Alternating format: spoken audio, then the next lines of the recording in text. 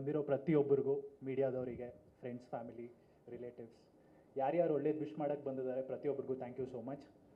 ಮೊದಲನೇದಾಗಿ ನಮ್ಮ ಗುರುಗಳು, ದೈವ ಸ್ವರೂಪಿಗಳಾದಂತಹ ಶ್ಯಾಮ್ ಶಂಕರ್ ಭಟ್ ಗುರು ಅವ್ರನ್ನ ನಮ್ಮ ಗುರುಗಳನ್ನ ನೆನೆಸ್ಕೊಂಡು ನನ್ನ ಮಾತು ಮೊದಲನೇದಾಗಿ ಸ್ಟಾರ್ಟ್ ಮಾಡೋದಕ್ಕೆ ಇಷ್ಟಪಡ್ತೀನಿ. ನಮ್ಮ producer, thank you so much sir.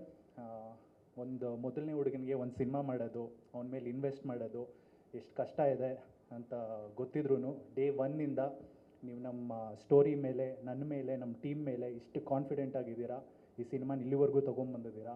So ಅದಕ್ಕೆ ನಾನು ಥ್ಯಾಂಕ್ಸ್ ಹೇಳೋದಕ್ಕೆ ಇಷ್ಟಪಡ್ತೀನಿ. ನಮ್ಮ ಪ್ರೊಡ್ಯೂಸರ್ ಬಗ್ಗೆ ನಾನು ಒಂದು ಇನ್ಸಿಡೆಂಟ್ ಹೇಳೋದಕ್ಕೆ ಇಷ್ಟಪಡ್ತೀನಿ. ಯಾವ ಥರ ವ್ಯಕ್ತಿತ್ವ ಅಂತಂದರೆ ಅವ್ರದ್ದು, ನಾವು ಫಸ್ಟ್ ವೀಕಲ್ಲಿ ಶೂಟಿಂಗ್ ಮಾಡ್ತಿರ್ಬೇಕಾದ್ರೆ ಯಾರ್ದೋ ಒಬ್ರದ್ದು ಪೇಮೆಂಟ್ ಆಗಿರಲಿಲ್ಲ. ಅವರು ಎಲ್ಲಿದ್ರೋ ಏನೋ ಇಮಿಡಿಯೇಟಾಗಿ ಬಂದುಬಿಟ್ಟು ಮ್ಯಾನೇಜರ್ ಜೊತೆ ಜಗಳನೇ ಮಾಡಿಬಿಟ್ರು. ಯಾಕೆ ಅವ್ರವ್ರ ಪೇಮೆಂಟ್ ಅಲ್ಲಿಂದ ಆಗಬೇಕು ಅಂತ, ಯಾವುದಕ್ಕೂ ಪೆಂಡಿಂಗ್ ಇಡಬಾರ್ದು, ಯಾವುದು ಪೆಂಡಿಂಗ್ ಇರಬಾರ್ದು ಅಂತ. ಅದೇನು ತಿಳಿಸುತ್ತೆ ಅಂತಂದರೆ ಅವ್ರು ಎಷ್ಟು ಕಮಿಟೆಡ್ ಇದ್ದಾರೆ ಕೆಲಸಕ್ಕೆ. ಆಮೇಲೆ ಯಾರೋ ಒಬ್ರು ಕೆಲಸ ಮಾಡಿದಾಗ ಅವ್ರಿಗೆ ಏನು ಸಲ್ಲಬೇಕು ಅದನ್ನು ಸಲ್ಲಿಸೋದು ಅವ್ರು ತುಂಬ ಇಂಪಾರ್ಟೆನ್ಸ್ ಕೊಡ್ತಾರೆ. ಸೊ ಈ ಒಂದು ಗುಣ ನನಗೆ ಅವರಲ್ಲಿ ತುಂಬ ಇಷ್ಟ ಆಯಿತು. ಪ್ಲಸ್ ಇಂಥ ಒಂದಷ್ಟು ಜನ ನಿರ್ಮಾಪಕರು ನಮ್ಮಂಥ ಹೊಸಬರಿಗೆ ಇಂಡಸ್ಟ್ರಿಗೆ ಬರಲಿ ಅಂತ ಕೇಳ್ಕೊಳ್ಳೋದಕ್ಕೆ ಇಷ್ಟಪಡ್ತೀನಿ. ಅದ್ರ ಜೊತೆಗೆ ನಮ್ಮ Srinivas sir, thank you so much sir. ಅವ್ರಿಗಿರೋ ಎಕ್ಸ್ಪೀರಿಯನ್ಸಿಂದ ನಮಗೆ ಎಲ್ಲೂ ಕೆಲಸ ಮಾಡೋದಕ್ಕೆ ಯಾವ ಥರದ ತೊಂದರೆ, ಕಷ್ಟಕರದ ವಾತಾವರಣ ಏನೂ ಕ್ರಿಯೇಟ್ ಮಾಡಿಕೊಟ್ಟಿಲ್ಲ. So thank you so much sir. ಪ್ರತಿಯೊಂದೂ ಮಗುಗೆ ಹೇಳ್ಕೊಟ್ಟು ಕೆಲಸ ಮಾಡಿಸಿದ್ದಾರೆ. ಬರೀ ಸಿನಿಮಾ ಅನ್ನೋದಕ್ಕಿಂತ ಅವ್ರ ಪರ್ಸ್ನಲ್ ಲೈಫು ಒಂದು ಗಿಣಿಗೆ ಹೇಳ್ಕೊಟ್ಟು ಸಿನಿಮಾ ಒಂದು ಎಕ್ಸ್ಪೀರಿಯನ್ಸಸ್ ಬಿಟ್ಟು ಅವ್ರಿಗಾದಂತಹ ಜೀವನದಲ್ಲಿ ಅವರು ಒಂದು ಎಕ್ಸ್ಪೀರಿಯನ್ಸಸ್ ನಮ್ಮ ಆರ್ಟಿಸ್ಟ್ ಜೊತೆ ಶೇರ್ ಮಾಡಿಕೊಂಡು ನಮಗೆ ಸಿನಿಮಾ ಮಾಡಿಕೊಟ್ಟಿದ್ದಾರೆ. ಸೊ ಅವ್ರಿಗೂ ಥ್ಯಾಂಕ್ಸ್ ಹೇಳೋದಕ್ಕೆ ಇಷ್ಟಪಡ್ತೀನಿ. ಇನ್ನು ನೆಕ್ಸ್ಟ್ ಜನಾರ್ದನ್ ಬಾಬು ಸರ್, ಅವ್ರು ಹೆಂಗೆ ಅಂತಂದರೆ ಕೆಲಸ ಅಂತ ಬಂದಾಗ ಯಾರೇ ಆಗಿರಲಿ ಏನೇ ಆಗಿರಲಿ ಕರೆಕ್ಟಾಗಿ ಮಾಡಬೇಕು, ಇಲ್ಲಾಂದರೆ ಬಾಯ್ಗೆ ಬಂದಂಗೆ ಬೈದ್ಬಿಡ್ತಾರೆ. ಬಟ್ ಅದೇ ಥರ ನೀವು ಫ್ರೀ ಟೈಮ್ ಅಂತ ಸಿಕ್ಕಿದಾಗ ನಮ್ಮ ಜೊತೆ ಬಂದು ಕೂತ್ಕೊಂಡು ನಮ್ಮ ಜೊತೆ ಅನುಕೂಲವಾಗಿ ಮಾತಾಡಿಕೊಂಡು ಅವ್ರನ್ನ ಬ್ರೋ ಅಂತಲೇ ಹೇಳಬೇಕು. ಬಿಕಾಸ್ ನಮ್ಮ ಏಜಿಗೆ ನಮ್ಮ ಥರ ಇಳ್ದು ನಮ್ಮ ಒಂದು ಬಾಂಡಿಂಗ್ ನಮ್ಮ ಜೊತೆ ಶೇರ್ ಮಾಡ್ಕೊಳ್ಳೋ ಅಂಥ ವ್ಯಕ್ತಿ ಜನಾರ್ದನ್ ಬಾಬು ಅವರು. ಸಿನಿಮಾದಲ್ಲೂ ಕೂಡ ನಮ್ಮ ಸಿನಿಮಾ ಗನ್ಸ್ ಆ್ಯಂಡ್ ರೋಸಸ್ ಅಂದಿದ ತಕ್ಷಣ ಇದು ಒಂದು ಕಥೆನೇ ಒಂದು ಲೇಯರ್ಡ್ ಸ್ಟೋರಿ ಟೆಲ್ಲಿಂಗ್ ಇದೆ. ಆ್ಯಂಡ್ ಅದಕ್ಕೆ ಬೇಕಾದಂತಹ ತಯಾರಿಗಳು ಅವ್ರು ಮಾಡಿಕೊಂಡು ನಮಗೆ ಈ ಸಿನಿಮಾ ಮಾಡಿಕೊಟ್ಟಿದ್ದಾರೆ.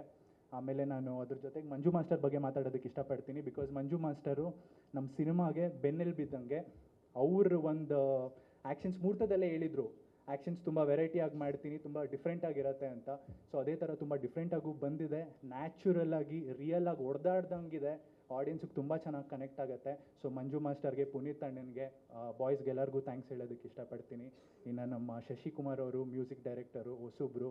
ನಾನು ಹೆಂಗೆ ಹೊಸಬ್ಬ, ನಾಯಕ ನಟ ಅಂದಿದ ತಕ್ಷಣ ನಾನು ಮುಂದೆ ಕಾಣ್ತೀನಿ. ಬಟ್ ನಮ್ಮ ಚಿತ್ರದಲ್ಲಿ ಶರತ್ ಅವರಾಗಿರ್ಬೋದು, ಶಶಿಕುಮಾರ್ ಅವರಾಗಿರ್ಬೋದು, ಅವರು ಹೊಸಬ್ರು. ನನ್ನ ಜೊತೆ ಅವ್ರಿಗೂ ನಿಮ್ಮ ಸಪೋರ್ಟ್ ಇರಲಿ. 4 ಥರದ ಸಾಂಗ್ ಮಾಡಿದ್ದಾರೆ. ಒಂದು ಮಾಸ್ ಸಾಂಗ್ ನೀವೆಲ್ಲ ನೋಡಿದ್ರಿ, ಒಂದು ಮಾಸ್ ಬಿಲ್ಡಪ್ ಸಾಂಗು, ಇನ್ನೊಂದು ಡ್ಯುಯೆಟ್ ಸಾಂಗು, ಮತ್ತು 108 ಅನ್ನೋದು ಪ್ಯಾಥೋ ಸಾಂಗು ಎಲ್ಲರಿಗೂ ಇಷ್ಟ ಆಗುವಂಥ ಆಲ್ಬಮ್ ಆಗಿದೆ. ಇನ್ನು ಸಿನಿಮಾಗೆ ಬಂದರೆ ಅಂತೂ ಆರಾರು ತಿಂದಾಕ್ಬಿಟ್ಟಿದ್ದಾರೆ. ಅದು ತುಂಬ ಚೆನ್ನಾಗಿ ಬಂದಿದೆ. ಆ್ಯಂಡ್ ಅದ್ರ ಜೊತೆಗೆ ಧನಂಜಯ ಮಾಸ್ಟರ್ಗೂ ನಾನು ಥ್ಯಾಂಕ್ಸ್ ಹೇಳೋಕ್ಕೆ ಇಷ್ಟಪಡ್ತೀನಿ. 2 ಸಾಂಗ್ ಅವ್ರು ಮಾಡಿದ್ದಾರೆ. ಅವರು ಕೂಡ ಕೆಲಸ ಅಂತ ಬಂದಾಗ ಸಿಕ್ಕಾಪಟ್ಟೆ ಫಾಸ್ಟಾಗಿ ಅವರು ಬೆಂಡೆದ್ದು ಕೆಲಸ ಮಾಡಿಸಿದ್ದಾರೆ. ಸೊ ಧನಂಜಯ ಮಾಸ್ಟರಿಗೆ, ಹರ್ಷ ಅಂತ ಅವ್ರ ಅಸಿಸ್ಟೆಂಟಿಗೆ, ತ್ರಿಶೂಲ್ ಆ್ಯಂಡ್ ಡ್ಯಾನ್ಸ್ ಬಾಯ್ಸ್ ಯಾರ್ಯಾರು ನಮ್ಮ ಸಿನಿಮಾ ಕೆಲಸ ಮಾಡಿದ್ದಾರೆ ಅವ್ರಿಗೂ ಥ್ಯಾಂಕ್ಸ್ ಹೇಳೋದಕ್ಕೆ ಇಷ್ಟಪಡ್ತೀನಿ. ಅದ್ರ ಜೊತೆಗೆ ಶರತ್, ನೀವೆಲ್ಲ ಕೇಳ್ತಿದ್ರಿ ಗನ್ಸ್ ಆ್ಯಂಡ್ ರೋಸಸ್ ಅನ್ನೋದು ಏನು, ಯಾಕೆ ಅಂತ ಕತೆ ಬಗ್ಗೆ ಕೇಳ್ತಿದ್ದಾಗ, thank you so much Sharath. Because ಒಂದು ಪವರ್ಫುಲ್ ಕ್ಯಾರೆಕ್ಟರ್ ಅಂತ ಹೇಳ್ಬೋದು ಇದು. ಆ್ಯಂಡ್ ಒಂದು ಅಗ್ರೆಸಿವ್ ನೇಚರ್ ಇರೋವಂಥ ಹುಡುಗ. ಗನ್ಸ್ ಆ್ಯಂಡ್ ರೋಸಸ್ ಅಂದಿದ ತಕ್ಷಣ ನಿಮಗೆ ಒಂದು 4 ಆ್ಯಕ್ಷನ್ ಇಡಬೇಕು, 1-2 ಡ್ಯುಯೆಟ್ ಸಾಂಗ್ ಇಡಬೇಕು ಅನ್ನೋದಕ್ಕಿಂತ ಒಂದು ಮೆಸೇಜ್ ಇದೆ ಸಿನಿಮಾಲ್ಲಿ.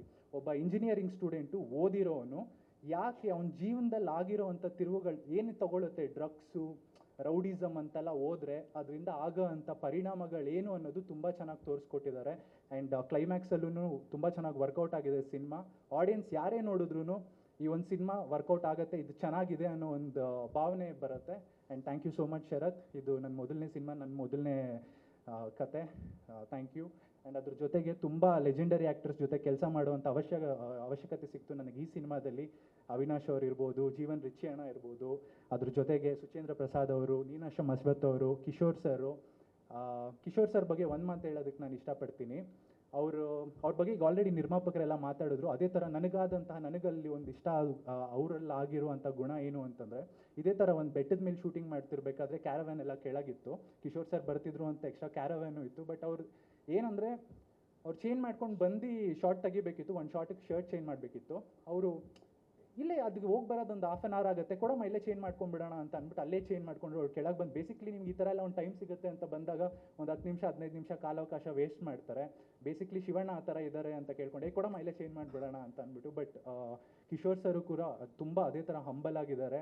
ಸೊ ಆ ಒಂದು ಕ್ಯಾರೆಕ್ಟರು ನಮ್ಗೆ ತುಂಬ ಇಷ್ಟ ಆಯಿತು. ಆ್ಯಂಡ್ ಈ ಥರದ್ದೆಲ್ಲನೂ ನಮ್ಮ ಗುಣಗಳು ನಾವು ಅಳವಡಿಸ್ಕೊಳ್ಳೋದಕ್ಕೆ ಇಷ್ಟಪಡ್ತೀವಿ ಹೊಸಬ್ರಾಗಿ. ಸೊ ಅವ್ರಿಗೂ ಕೂಡ ಈ ಥರ ಒಂದು ನನ್ನ ಮೊದಲನೇ ಸಿನಿಮಾಲಿ ಅವರೆಲ್ಲ ನನ್ನ ಜೊತೆ ಸಾಥ್ ಬಂದು ನನಗೆ ಸಾಥ್ ಕೊಟ್ಟಿರೋದಕ್ಕೆ ಥ್ಯಾಂಕ್ಸ್ ಹೇಳೋದಕ್ಕೆ ಇಷ್ಟಪಡ್ತೀನಿ. ಇದೆಲ್ಲ ನಮ್ಮ ಗನ್ಸ್ ಆ್ಯಂಡ್ ರೋಸಸ್ ಚಿತ್ರತಂಡದ ಬಗ್ಗೆ. ಆದರೆ ನಮಗೆ ಶ್ರೀ ಗೋಕುಲ್ ಫಿಲಿಮ್ಸ್ ಅವರು thank you so much sir. Day ಒನ್ನಿಂದನೂ ತುಂಬ ಪಾಸಿಟಿವ್ ಆಗಿದ್ದಾರೆ.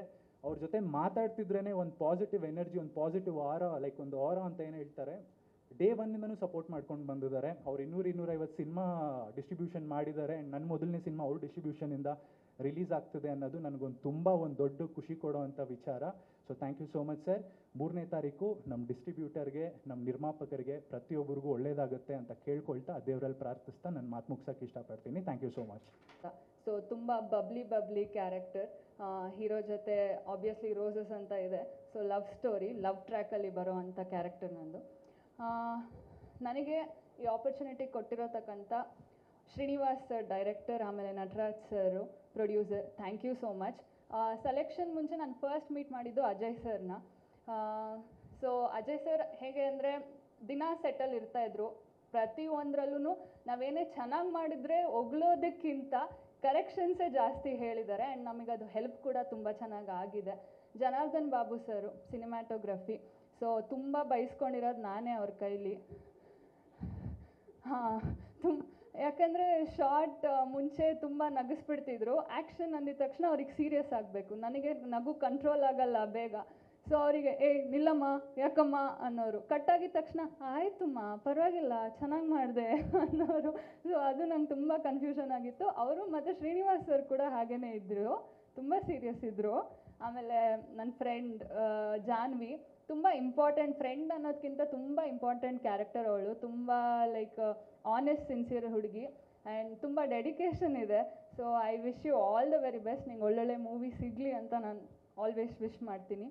ಆ್ಯಂಡ್ ಈ ಮೂವಿ ಆಬ್ವಿಯಸ್ಲಿ ಇಂಟ್ರೊಡಕ್ಷನ್ ಅರ್ಜುನ್ ಅಂತ ಎಲ್ಲರಿಗೂ ಟಾಪಿಕ್ ಆಗಿರೋದ್ರಿಂದ ಅರ್ಜುನ್ ಅವರಿಗೆ ತುಂಬ ಡೆಡಿಕೇಶನ್ ಇದೆ. ಅವ್ರ ವರ್ಕ್ ಬಗ್ಗೆ ಆಗಲಿ ಇನ್ನೊಂದಾಗಲಿ ನಾವು ಪ್ರೀಮಿಯರ್ ಶೋ ಅಲ್ಲಿ ನೋಡಿದ್ವಿ ಮೂವಿ ಕೂಡ. ಸೊ ಅವ್ರಿಗಿರೋಂಥ ಡೆಡಿಕೇಶನ್ಗೆ ಇದು ಫಸ್ಟ್ ಮೂವಿ ಅಂತ ಯಾರಿಗೂ ಅನಿಸಲ್ಲ. ಸೊ ಆಲ್ ದ ಬೆಸ್ಟ್ ನಿಮ್ಮ ಕೆರಿಯರ್ಗೆ ಅಂತ ಹೇಳೋಕ್ಕೆ ಇಷ್ಟಪಡ್ತೀನಿ. ಮುಂದೆ ಒಳ್ಳೊಳ್ಳೆ ಆಪರ್ಚುನಿಟೀಸ್ ಬರಲಿ. ಆ್ಯಂಡ್ ರಿಚಿ ಸರ್, ನಾನು ಅವ್ರ ಜೊತೆ ಸ್ಕ್ರೀನ್ ಸ್ಪೇಸ್ ಅಷ್ಟು ಶೇರ್ ಮಾಡ್ಕೊಂಡಿಲ್ಲ, ಬಟ್ ಆಫ್ ಸ್ಕ್ರೀನ್ ನಾವು ತುಂಬ ಎಂಜಾಯ್ ಮಾಡಿದ್ದೀವಿ ಫ್ಯಾಮಿಲಿ ಥರ. ಆಮೇಲೆ ನವೀನ್ ಅಂತ ನನ್ನ ಅಣ್ಣ, ಸೊ ಅವ್ರ ಜೊತೆನೂ ನಾನು ತುಂಬ ಎಂಜಾಯ್ ಮಾಡಿದ್ದೀನಿ ಸ್ಕ್ರೀನ್ ಸ್ಪೇಸ್ ಶೇರ್ ಮಾಡಿಕೊಂಡು. ಶರತ್ ಸ್ಕ್ರೀನ್ ರೈಟರ್, ಸ್ಕ್ರಿಪ್ಟ್ ರೈಟರ್. ನಾನು ಅವ್ರನ್ನ ಸ್ಕ್ರಿಪ್ಟ್ ರೈಟರ್ ಅನ್ನೋದಕ್ಕಿಂತ ಹೆಚ್ಚಾಗಿ ಒಂದೊಳ್ಳೆ ಫ್ರೆಂಡ್. ಆ್ಯಕ್ಚುಲಿ 1 ವಾರ ಪೂರ್ತಿ ಶೂಟಿಂಗಲ್ಲಿ ಇದ್ದರು ಸ್ಟಾರ್ಟಿಂಗಲ್ಲೆಲ್ಲ. ಆ್ಯಕ್ಚುಲಿ ನಾವು ತುಂಬ ಎಲ್ಲ ಫ್ಯಾಮಿಲಿ ಥರನೇ ವರ್ಕ್ ಮಾಡಿದ್ದು ಜಾಸ್ತಿ. ಸೊ ಮ್ಯೂಸಿಕ್ ಡೈರೆಕ್ಟರ್ ಬಂದು ಶಶಿ ಸರ್. ನಾನು ಫಸ್ಟ್ ಟೈಮ್ ಓಕೆ ಮ್ಯೂಸಿಕ್ ಕೇಳಿದಾಗ ನಂಗೆ ನಿಜವಾಗ್ಲೂ ಓಕೆ ನಿಮ್ಮದು ಡೆಬ್ಯೂ ಮೂವಿ ಅಂತ ನಂಗೆ ಅನಿಸ್ಲೇ ಇಲ್ಲ. ಆಬ್ವಿಯಸ್ಲಿ ಡಬ್ಬಿಂಗಲ್ಲೆಲ್ಲ ಬಂದಾಗ ನಾನೇ ಕೇಳಿ ಸರ್ ಯಾವುದಾದ್ರೂ ಮ್ಯೂಸಿಕ್ ಪ್ಲೇ ಮಾಡಿ RR ಪ್ಲೇ ಮಾಡಿ ಅಂತ ಕೇಳಿ ಹಾಕ್ಸ್ಕೊಂಡಿದ್ದೀನಿ. ಮ್ಯೂಸಿಕ್ಸ್ ಅಂತೂ ತುಂಬ ಚೆನ್ನಾಗಿ ಬಂದಿದೆ ಸರ್. ನಿಮ್ಮೆಲ್ಲ ಫ್ಯೂಚರ್ ಪ್ರಾಜೆಕ್ಟ್ಸ್ಗೆ ಆಲ್ ದ ವೆರಿ ಬೆಸ್ಟ್.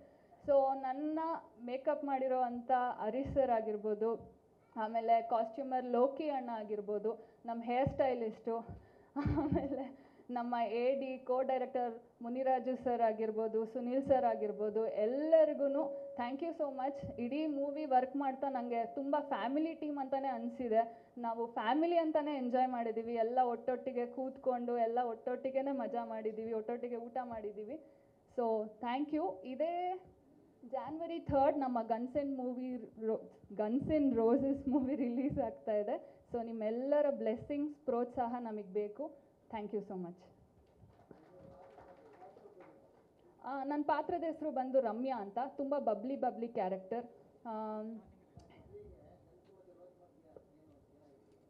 ಅಂದರೆ ಕಥೆಯಲ್ಲಿ ಅಂದರೆ ನಾನು ಜಾಸ್ತಿ ರಿವೀಲ್ ಮಾಡೋಕ್ಕಾಗಲ್ಲ. ನಾನು ಹೇಗೆ ಹೀರೋನ ಮೀಟ್ ಮಾಡ್ತೀನಿ. ಲವ್ ಸ್ಟೋರಿ ಅಂದರೆ ಎಲ್ಲರಿಗೂ ಗೊತ್ತಿರುತ್ತೆ, ಒಂದು ಲವ್ ಟ್ರ್ಯಾಕ್ ಇರುತ್ತೆ.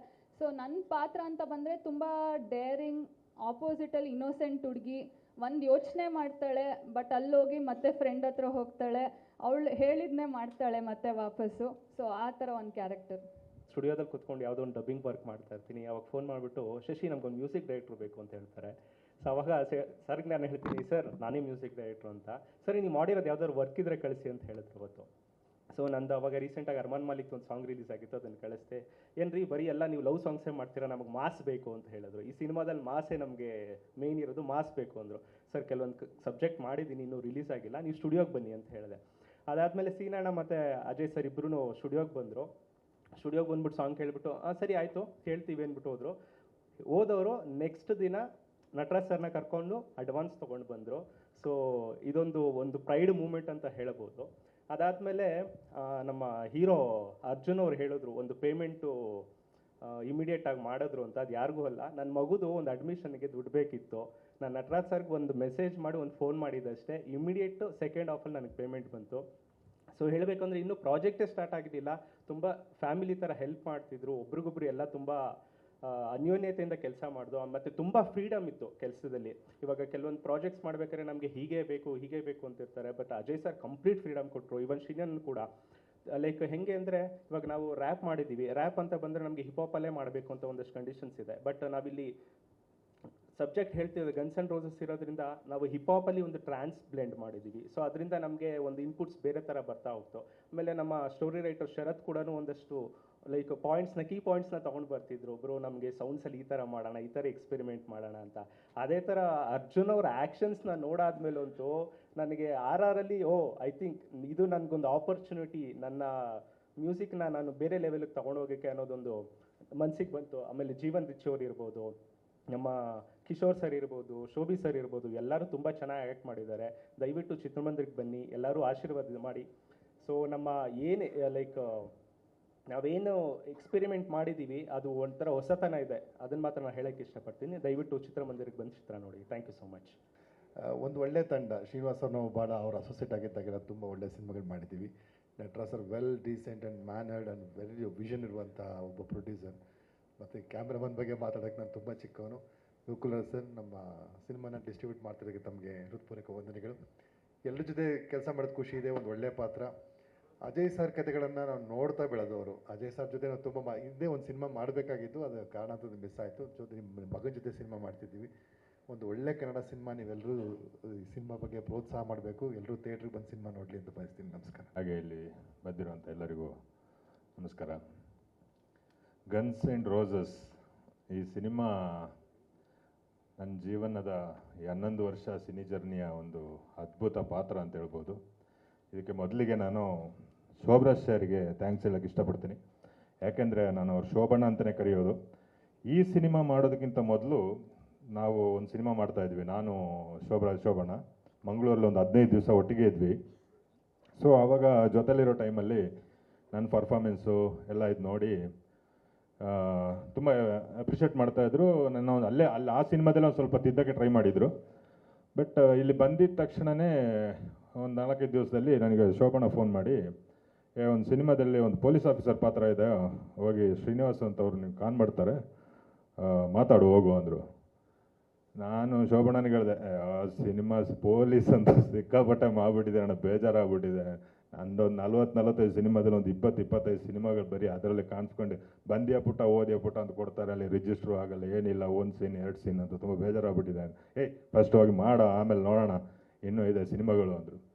ಸರಿ ಅಂತ ಶ್ರೀನಿವಾಸ ಸ್ವಲ್ಪ ಹೊತ್ತಲ್ಲಿ ಫೋನ್ ಮಾಡಿದ್ರು ನನಗೆ, ಆಫೀಸಿಗೆ ಬರ್ತೀರಾ ಅಂದರು. ಆಫೀಸಿಗೆ ಹೋದೆ. ಹೋಗೋಷ್ಟರೊಳಗೆ ನಮ್ಮ ಶ್ರೀನಿವಾಸ್ ಅವರು ಮತ್ತು ಅಜಯ್ ಕುಮಾರ್ ಅವರು ಆಫೀಸಲ್ಲಿದ್ದರು. ಹೋಗಿದ ತಕ್ಷಣ ನೋಡಿದ್ರು ನಾನು ಹೇಳಿದೆ ಶೋಭಣ್ಣ ಕಳಿಸಿದ್ದು ಅಂತ. ನೀವಾ ಜೀವನ್ ಅಂತ ಅಜಯ್ ಅವರು ಹೇಳಿದ್ರು. ನೋಡಿದ್ರು ಒಂದ್ಸಲಿ ಮೇಲಿಂದ ಕೆಳಗಡೆ ಹೋಗು, ಸೀನಾ ಬಾಯಲ್ಲಿ ಅಂತ ಕರ್ಕೊಂಡು ಹೊಟ್ಟೋಗ್ಬಿಟ್ರು. ಕರ್ಕೊಂಡು ಹೊಟ್ಟೋದವರು ಒಂದು 15 ನಿಮಿಷ ಆದ್ರೂ ಬರಲೇ ಇಲ್ಲ. ನಾನು ಕೂತವನು, ಇವರೇನಪ್ಪ ಏನು ಹೇಳೋದು ಹೋಗಿದ್ರು, ಈ ಪೊಲೀಸ್ ಇನ್ಸ್ಪೆಕ್ಟ್ರಿಗೆ ಪಾತ್ರನೂ ಇಲ್ಲ ಕಾಣುತ್ತೆ, ರೈಟ್ ಹೇಳ್ಬಿಡೋಣ ಮನೆಗೆ ಅಂದ್ಕೊಂಡು ಕೂತಿದ್ದೆ. ಅಲ್ಲಿಂದ ಮತ್ತೆ ಬಂದರು. ಇನ್ನೊಂದು 3-4 ದಿವಸದಲ್ಲಿ ಶೂಟ್ ಆಗಬೇಕಾಗಿತ್ತು. ಬಂದು ಸ್ಕ್ರಿಪ್ಟಿಗೆ ಮತ್ತು ಬೇರೆ ಡೇಟ್ಸ್ ಎಲ್ಲ ಇದು ಮಾಡ್ತಾಯಿದ್ರು. ನಾನು ಸರ್ ಒಂದು ಟೀ ಕುಡ್ಕೊಬರಲ್ಲ, ಆಯ್ತು ಹೋಗಿ ಬನ್ನಿ ಅಂದರು. ಇದು ಅಷ್ಟೇ ವರ್ಕೌಟ್ ಆಗಲ್ಲ, ಟೀ ಕುಡ್ಕೊಂಡು ಹಂಗೆ ಹೊರಟೋಗ್ಬಿಡ್ತೀನಿ ಅಂತಿದ್ದೆ ನಾನು. ಮತ್ತೆ ಹೋದ ಅವ್ನು ಶೋಭಣ್ಣನಿಗೆ ಫೋನ್ ಮಾಡಿದೆ, ಶೋಭಣ್ಣ ಬ್ಯುಸಿಯಾಗಿದ್ದರು, ಎತ್ತಲಿಲ್ಲ. ಸರಿ ಬಂದೆ, ಒಂದು ಫೈನಲ್ ಒಂದು ಮಾತು ಹೇಳ್ಬಿಡೋಣ ಅಂತ ಬಂದವ್ರು ಮತ್ತೆ ಮಾತಾಡಲಿಲ್ಲ. ನೋಡಿದ್ರೆ ಅಜಯ್ ಕುಮಾರ್ ಸರ್ ಅವರು ಅವ್ರ ಪಾಡಿಗೆ ಬ್ಯುಸಿ ಆಗ್ಬಿಟ್ಟವ್ರೆ, ಶ್ರೀನಿವಾಸ್ ಅವರು ಬ್ಯುಸಿ ಆಗ್ಬಿಟ್ಟವ್ರೆ.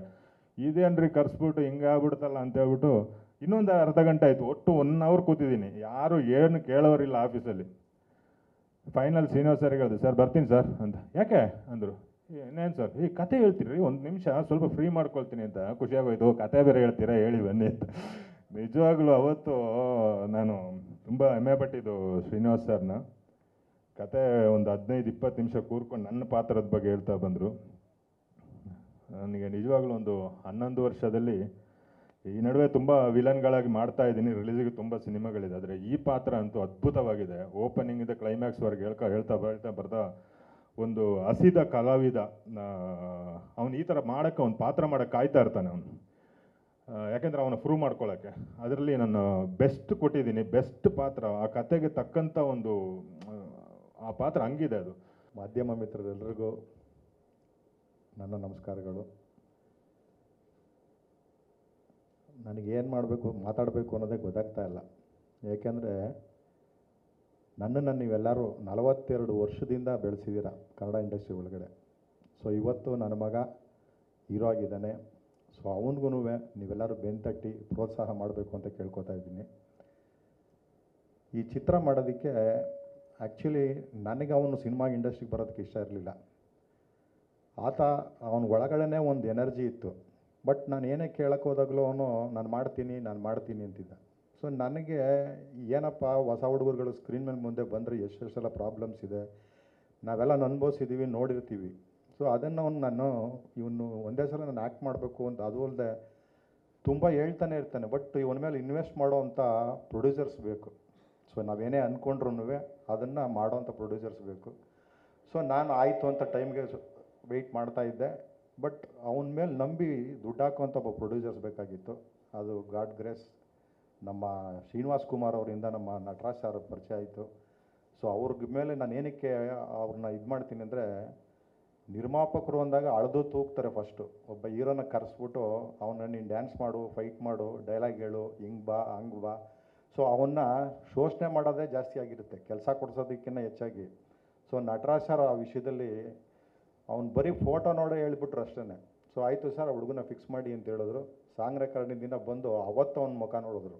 ಅಲ್ಲಿವರೆಗೂ ಅವ್ರಿಗೆ ಅವ್ನ ಮುಖನೂ ನೋಡಲಿಲ್ಲ. ನಾನು ಅಜಯ್ ಕುಮಾರ್ ಮಗನ, ಓಕೆ ಅವ್ನ ಕೈಲಿ ಆ್ಯಕ್ಟ್ ಮಾಡಿಸೋಣ ಅಂತ ಅಷ್ಟೇ ಹೇಳಿದ್ರು. ಸೊ ಅಂಥ ಒಬ್ಬ ಪ್ರೊಡ್ಯೂಸರ್ ನಂಗೆ ಸಿಕ್ಕಿದ್ದು ನನ್ನ ಪುಣ್ಯ ಅಂತ ಹೇಳೋಕ್ಕೆ ಇಷ್ಟಪಡ್ತೀನಿ. Thank you very much sir. So next ನನಗೆ ಶ್ರೀನಿವಾಸ್ ಕುಮಾರು ನನಗೊಂಥರ ಫ್ರೆಂಡ್ ಇದ್ದಂಗೆ. ಅವ್ರು ಆ್ಯಕ್ಚುಲಿ ಪ್ರೀವಿಯಸ್ ಒಂದು ಪಿಕ್ಚರಲ್ಲಿ ನಾವಿಬ್ಬರು ಒಟ್ಟಿಗೆ ಕೆಲಸ ಮಾಡಿದ್ದು. ಹಂಗಾಗಿ ಶ್ರೀನಿವಾಸ್ ಕುಮಾರ್ ಮೇಲೆ ನನಗೆ ಒಂದು ಪ್ರೀತಿ ವಿಶ್ವಾಸ ಎರಡೂ ಇದೆ. ನನಗೇನು ಬೇಕಾದರೂ ನನಗೆ ಹಿಂಗೆ ಬೇಕು ಅಂತ ಕೇಳಿದ್ರೂ ಅವ್ರು ಅದನ್ನು ನಾನೇನು ಹೇಳ್ತಾ ಇದ್ದೀನಿ ಅಂತ ಅರ್ಥ ಮಾಡ್ಕೊಳ್ಳೋ ಶಕ್ತಿನೂ ಅವ್ರಿಗಿತ್ತು. ಆ ಥರ ಆಮೇಲೆ ಕೆಲಸ ಮಾಡಬೇಕಾದ್ರೂ ಅಷ್ಟೇ ತುಂಬ ವಿಷಯಗಳನ್ನ ನಾವು ಇಬ್ಬರು ಚರ್ಚೆ ಮಾಡಿ ಹಿಂಗೆ ಮಾಡಬೇಕು ಅಂತ ಬಂದಾಗಲೂ ಪಾಪ ಅವರು ನಮ್ಗೆ ಸಪೋರ್ಟ್ ಮಾಡಿಕೊಂಡೇ ಮಾಡಿಕೊಟ್ರು. ಸೊ ಅದು ಒಂದು ನನಗೆ ನಿರ್ದೇಶಕರಿಗೆ ನಾನು ಥ್ಯಾಂಕ್ಸ್ ಹೇಳೋಕ್ಕೆ ಇಷ್ಟಪಡ್ತೀನಿ. ಸೊ ಇನ್ನು ಸಂಗೀತ ನಿರ್ದೇಶಕರು ಶಶಿಕುಮಾರ್ ಅಂತ. ಸೊ ಅವರು ಫಸ್ಟ್ ಟೈಮು ಮ್ಯೂಸಿಕ್ ಮಾಡ್ತಿದ್ರು. ನಾವು ಅವ್ರನ್ನ ಹೋಗಿ ಭೇಟಿ ಮಾಡಿದಾಗ ಅವ್ರ ಬಗ್ಗೆ ಒಂದಷ್ಟು ಹೇಳ್ಕೊಂಡ್ರು. ಸೊ ಹೇಳ್ಕೊತಿದ್ದಂಗೆ ನನಗೊಂದಷ್ಟು ಟೆಸ್ಟ್ ಮಾಡಬೇಕಾಗಿತ್ತು ಅವ್ರ ಹತ್ರ. ಅವರ ಎಲ್ಲ ಒಂದಷ್ಟು ತೋರಿಸಿದ್ರು ನನಗೆ ಹಿಂಗೆಲ್ಲ ಮಾಡಿದ್ದೀನಿ ಅಂತ. ಸೊ ಇಮಿಡಿಯೇಟಾಗಿ ನಾನು ಪ್ರೊಡ್ಯೂಸರ್ಗೂ ಡೈರೆಕ್ಟ್ರಿಗೆ ಹೇಳಿದ ತಕ್ಷಣ ಅವರು ಓಕೆ ಮಾಡಿದ್ರು. ಸೊ ಶಶಿಕುಮಾರ್ ಹಿಂಗಾದರು. ಇನ್ನು ಜನಾರ್ದನ್ ಬಾಬು ಅಂತೂ, ನಾನು ಜನಾರ್ದನ್ ಬಾಬು ತುಂಬ ಅಂಜದ ಗಂಡು ಅಂತ ಒಂದು ಪಿಕ್ಚರ್ ಒಳಗೆ ಅವರು ಅಸಿಸ್ಟೆಂಟ್ ಆಗಿದ್ದರು, ನಾನು ಅಸೋಸಿಯೇಟಾಗಿ ಕೆಲಸ ಮಾಡ್ತಾಯಿದ್ದೆ. ಆವತ್ತಿಂದ ಪರಿಚಯ. ಸೊ ಹಂಗಾಗಿ ನನಗೆ ಜನಾರ್ದನ್ ಬಾಬು ಜೊತೆ ನಾನು ಕೆಲಸ ಮಾಡೋದಕ್ಕೆ ನಮಗೆ ತುಂಬ ಅನುಕೂಲ ಆಯಿತು.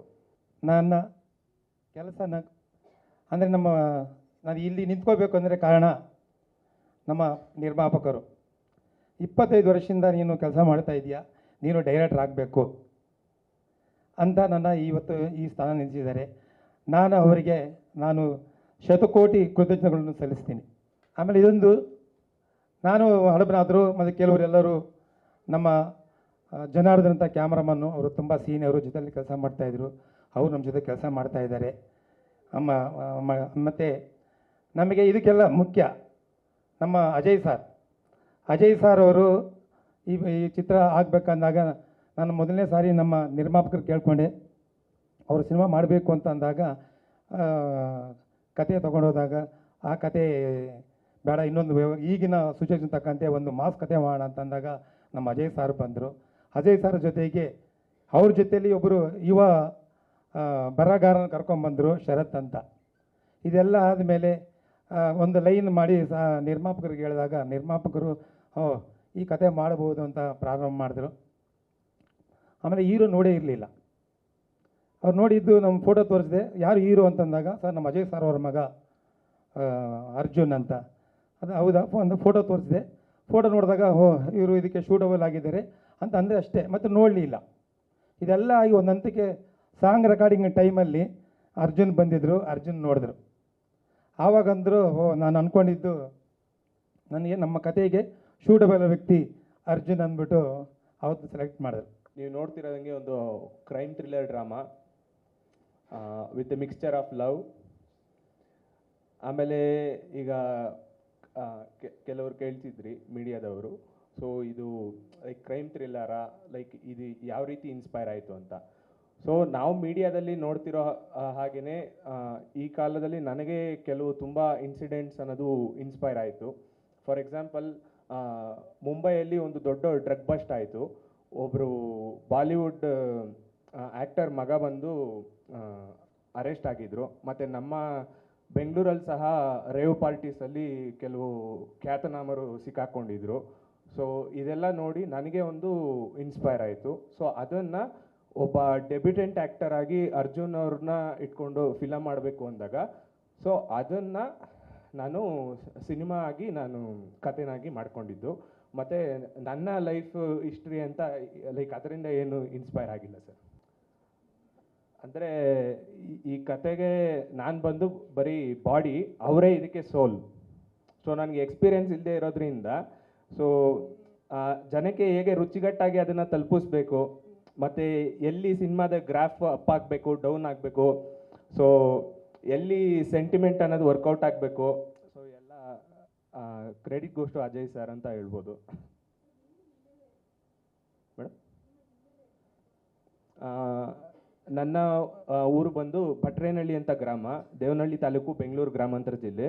ಸೊ ನಾನು ನ್ಯಾಷನಲ್ ಕಾಲೇಜ್ ಬಸವನಗುಡಿಯಲ್ಲಿ BSc ಕಂಪ್ಯೂಟರ್ ಸೈನ್ಸ್ ಮಾಡಿದ್ದೀನಿ. ತದನಂತರ 1 ವರ್ಷ ವಿಜುವಲ್ ಎಫೆಕ್ಟ್ಸಲ್ಲಿ ಲೆಕ್ಚರರ್ ಆಗಿ ಯಲಹಂಕದಲ್ಲಿ ವರ್ಕ್ ಮಾಡಿದೆ. ಸೊ ಅದಾದಮೇಲೆ ರೈಟರ್ ಆಗಿ ನನ್ನ ಲೈಫ್ನ ನಾನು ಲೀಡ್ ಮಾಡಬೇಕು ಅಂತ ನಾನು ಇಂಡಸ್ಟ್ರಿಗೆ ಬಂದೆ ಮೇಡಮ್. ಅಂಡರ್ವರ್ಲ್ಡ್ ಇದೆ ಮೇಡಮ್. ಸೊ ಈಗ ಫಸ್ಟ್ ಆಗಿದ್ದರೆ ಈಗ ನಿಮಗೆ ಗೊತ್ತಿರೋ ಹಾಗೆ ಅಂಡರ್ವರ್ಲ್ಡ್ ಅಂದರೆ ಈಗ ಕಲರ್ಫುಲ್ಲು ವೈಟ್ ಆ್ಯಂಡ್ ಬ್ಲ್ಯಾಕ್ ಅಂತ ಎರಡಿದೆ ಅಂತ ನಾನು ಕೇಳ್ಪಟ್ಟೆ. ಸೊ ವೈಟ್ ಆ್ಯಂಡ್ ಬ್ಲ್ಯಾಕ್ ಅಂದರೆ ನಮಗೆ ಜಮಾನದಲ್ಲಿ ದೊಡ್ಡ ದೊಡ್ಡ ಡಾನ್ಸಲ್ಲೇ ಏನಿದ್ರು ಲೈಕ್ ಆ ರೀತಿ. ಆವಾಗ ಏನಂದ್ರು ಸೇಡು ವೈರತ್ವ ಅಂತ ಲೈಕ್ ಆ ಥರ ಇತ್ತು. ಬಟ್ ಈಗೇನಂದರೆ ಎಲ್ಲ ಒಂದು ಪ್ರೊಫೆಷ್ನಲ್ಲು ದುಡ್ಡು ಅನ್ನೋದು ಬಂದಾಗ ಈಗ ನಾರ್ಕೋಟಿಕ್ಸ್ ಅನ್ನೋದು ತುಂಬ ಆಟ ಆಡ್ತಾ ಇದೆ. ಸೊ ಇದಕ್ಕೆ ಎಲ್ಲರ ಸಪೋರ್ಟು ಇದೆ, ಬಟ್ ಎಲ್ಲರೂ ಕಣ್ಣಿದು ಕುರುಡ್ರ ಥರ ಇದ್ವಿ ಸೊಸೈಟಿಯಲ್ಲಿ. ಸೊ ಅದರ ಒಂದು ಕಥಾಹಂದರನ ಬೇಸ್ ಮಾಡಿಕೊಂಡು ಬರೆದಿರೋದು ಮೇಡಮ್. ಮಾಧ್ಯಮ ಮಿತ್ರರಿಗೆ ಮತ್ತು ನಮ್ಮ ಪತ್ರಿಕಾ ಮಾಧ್ಯಮ ಮಿತ್ರರಿಗೆ ಸ್ವಾಗತ ಬಯಸ್ತೀನಿ. ಮತ್ತು ನಮ್ಮ ಚಿತ್ರತಂಡ, ನಮ್ಮ ಡಿಸ್ಟ್ರಿಬ್ಯೂಟರ್ ಆದಂಥ ಗೋಕುಲ್ ರಾಜ್ ಅವರು ಆಗಮಿಸಿದ್ದಾರೆ. ಅವ್ರಿಗೂ ಕೂಡ ನಾನು ನನ್ನ ಹೃದಯಪೂರ್ವಕ ಸ್ವಾಗತವನ್ನು ಬಯಸ್ತೇನೆ. ನನ್ನ ಹೆಸರು ಈಗಾಗಲೇ ನಿಮಗೆ ಗೊತ್ತಾಗಿದೆ, HR ನಟರಾಜ್. ನಾನು ಈ ಚಿತ್ರದ ನಿರ್ಮಾಪಕ. ಈ ಚಿತ್ರ ನಿರ್ಮಾಣ ಮಾಡಬೇಕಾದ್ರೆ ಮೂಲ ಕಾರಣ ನಾನು ನಂಬಿರ್ತಕ್ಕಂಥ ನನ್ನ ದೈವ ಸ್ವರೂಪಿ ಗುರುಗಳಾದಂಥ ಶ್ಯಾಮ್ ಶಂಕರ್ ಭಟ್. ನನಗೂ ಅವ್ರಿಗೂ ಸಾಕಷ್ಟು ಒಡನಾಟ. ನಾವು ಹಲವಾರು ವಿಷಯಗಳನ್ನ ಚರ್ಚೆ ಮಾಡ್ತಾ ಇರಬೇಕಾದ್ರೆ ಒಂದು ಬಾರಿ ನೀನು ಸಿನಿಮಾ ಮಾಡು ಅಂತ ಹೇಳಿದ್ರು. ನಾನು ಸಿನಿಮಾ ಮಾಡೋದಿಲ್ಲ, ನನ್ನ ರಾಜಕೀಯ ಮತ್ತು ನಾನು ರಿಯಲ್ ಎಸ್ಟೇಟ್ ಇದೆ, ಚಿತ್ರ ಮಾಧ್ಯಮ ದೂರ. ನಾನು ಇಲ್ಲ, ನೀನು ಸಿನಿಮಾ ಮಾಡಬೇಕು ಅಂತ ಈ ರೀತಿ ಚರ್ಚೆ ಮಾಡ್ತಾ ಇರ್ತಕ್ಕಂಥ ಅವರು ನಾನು ಚರ್ಚೆ ಮಾಡ್ತಾ ಇರ್ತಕ್ಕಂಥ ಸಂದರ್ಭದಲ್ಲಿ ನಮ್ಮ ನಿರ್ದೇಶಕ ಶ್ರೀನಿವಾಸ್ ಕುಮಾರ್ ನನಗೆ ಫೋನ್ ಮಾಡ್ತಾರೆ. ಸರ್, ಏನೋ ಮಾತಾಡಬೇಕು, ಏನು ಮಾತಾಡಬೇಕು ಅಂತ ಕೇಳಿ. ಆಗ ನಮ್ಮ ಗುರುಗಳಿಗೆ ಹೇಳಿದೆ, ಈಗ ಮಾಡಿರ್ತಕ್ಕಂಥ ಹುಡುಗ ಡೈರೆಕ್ಟ್ರು, ಇವ್ರ ಹತ್ರ ಸಿನಿಮಾ ಮಾಡಿಸಿ ಅಂತ. ಅವನನ್ನು ನೋಡಿಲ್ಲ, ಏನಿಲ್ಲ, ಸಿನಿಮಾ ಮಾಡಿಸಿ ಅಂದರು. ಆಯಿತು, ನಾನು ಗುರುಗಳ ಮಾತಿಗೆ ಯಾವತ್ತೂ ಅವರ ಮಾತನ್ನು ತಡೆಯೋದು ಇಲ್ಲ.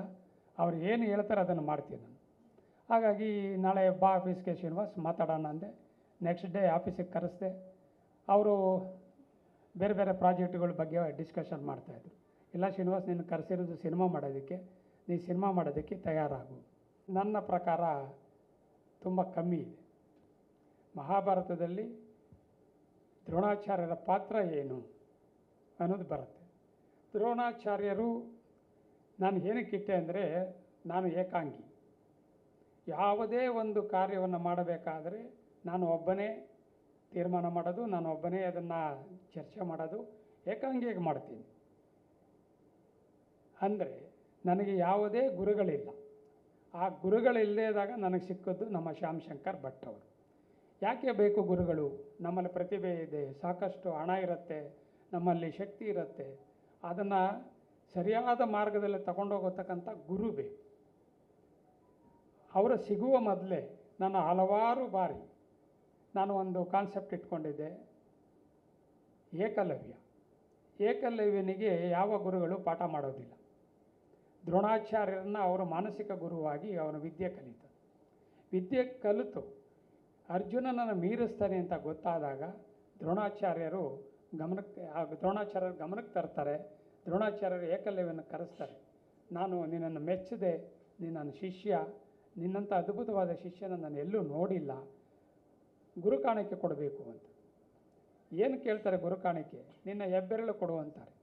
ಏಕಲವ್ಯ ಹೆಬ್ಬೆರಳು ಕೊಡ್ತಾನೆ. ಏನಾಯಿತು? ಅವನ ವಿದ್ಯೆ ಅಲ್ಲಿಗೆ ಸ್ಥಗಿತ ಆಯಿತು. ಅಂದರೆ ಗುರು ಇಲ್ಲದೆ ಕಲಿತ ವಿದ್ಯೆ ಅಲ್ಲಿಗೆ ಸ್ಥಗಿತ ಆಯಿತು. ನಾನು ದ್ರೋಣ ಕ್ರಿಯೇಷನ್ ಇಟ್ಟೆ. ಇದನ್ನು ಮುಂದುವರಿಸುವಂಥ ಗುರು ಯಾರು? ಅವರೇ ನನ್ನ ಗುರುಗಳು ಶ್ಯಾಮ್ ಶಂಕರ್ ಭಟ್. ಧನ್ಯವಾದಗಳು.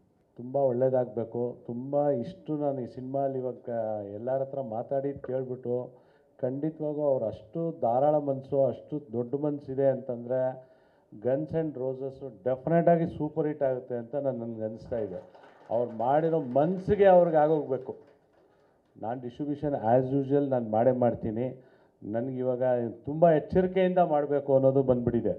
ಅವ್ರ ಹತ್ರ ಮಾತಾಡಿ ನೋಡಿಬಿಟ್ಟು ಇಷ್ಟು ಧಾರಾಳವಾಗಿದೆ, ಇಷ್ಟು ಚೆನ್ನಾಗಿ ಮಾಡ್ತಾರೆ, ಇಷ್ಟು ಜನಕ್ಕೆ ಎನ್ಕರೇಜ್ ಮಾಡ್ತಾಯಿದ್ದಾರೆ ಅಂತಂದ್ರೆ ತುಂಬ ದೊಡ್ಡ ಮಾತು. ಗನ್ಸ್ ಆ್ಯಂಡ್ ರೋಸಸ್ ನಾನು ಸಿನಿಮಾ ನೋಡಿದ್ದೀನಿ. ತುಂಬ ಚೆನ್ನಾಗಿ ಆ್ಯಕ್ಟ್ ಮಾಡಿದ್ದಾರೆ ಹೀರೋ. ಫಸ್ಟ್ ಪಿಕ್ಚರು ಅನಿಸೋದೇ ಇಲ್ಲ. ನಂತರ ನಾನು ಸ್ಪೆಷಲ್ಲಾಗಿ ಹೇಳಬೇಕು ಅಂತಂದರೆ ನಮ್ಮ ಥ್ರಿಲ್ಲರ್ ಮಂಜು ಅಂತೂ ಯಾವ ಥರ ಆ್ಯಕ್ಷನ್ ಹೇಳ್ಕೊಟ್ಟಿದ್ದಾರೋ, ಇವ್ರಿಗೆ ಯಾವ ಥರ ಮಾಡಿದಾರೋ ಅಷ್ಟು ತುಂಬ ಚೆನ್ನಾಗಿದೆ ಪಿಕ್ಚರಲ್ಲಿ.